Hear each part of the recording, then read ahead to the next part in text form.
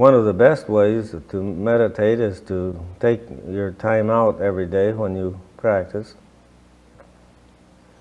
And by the very act that you practice, the very fact that you take a time out, and as you do that every day and every day and every day and every day, you begin to form a habit with yourself. And your body takes on the habit too. It's just like parting your hair on the other side of the head. It won't do it very well to begin with, but even the hairs of the head can be trained to be parted on the other side. So it's just a matter of practice or keeping at something until it begins to allow yourself to get into a condition so that you can begin to approach the problem or the situation that we're all faced with. I was very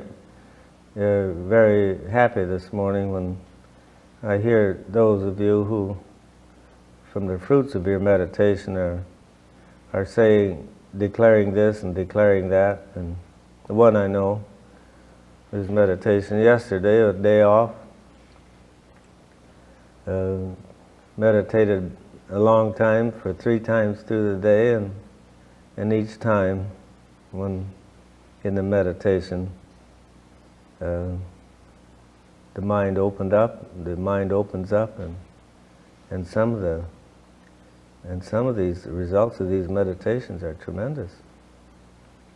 And they can too, if you speak of them as in my Father's house there are many mansions, that's what the biblical implication is, or the teaching is, that in the next dimension are many mansions too. There are experiences that you have maybe slightly different from what you're having here in this lifetime, or I mean in the physical lifetime, or when you, in the 3rd dimension I should say. But in the 4th dimension, and then there are many states of consciousness in that.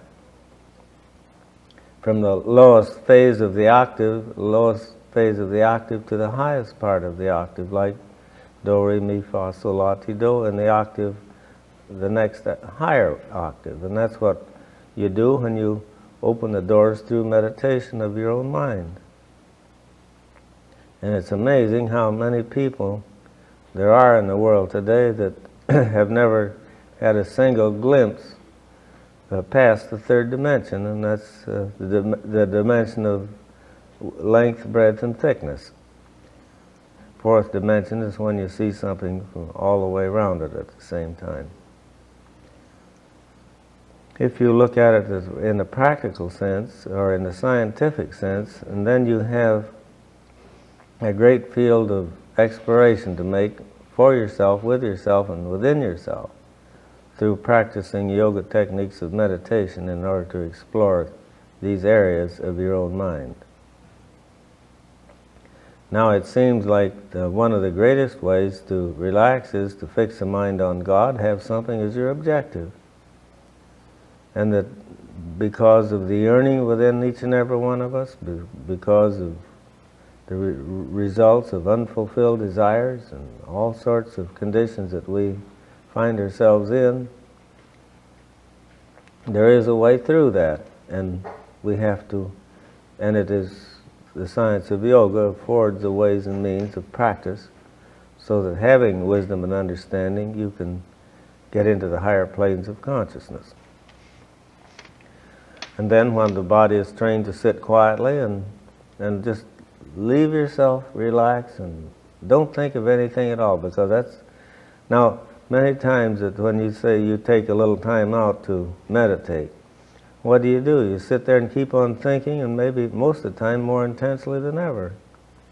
When it's just the opposite you should do if you want to do it the yoga way. Now if you sit and think and think and think and think until you think circles, that's not meditation. That's the way you've been doing all the time, and that's the way people do now. But train your mind so that when you relax and rest and meditate, you try to slow the mind down and keep it quiet and still.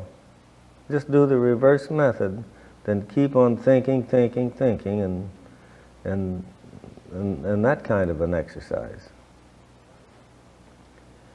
Regardless of how yoga gets explained, it can be, if sometime the mind or the devotee can get the idea of what has to be done, and then he can work toward that, and just as successfully.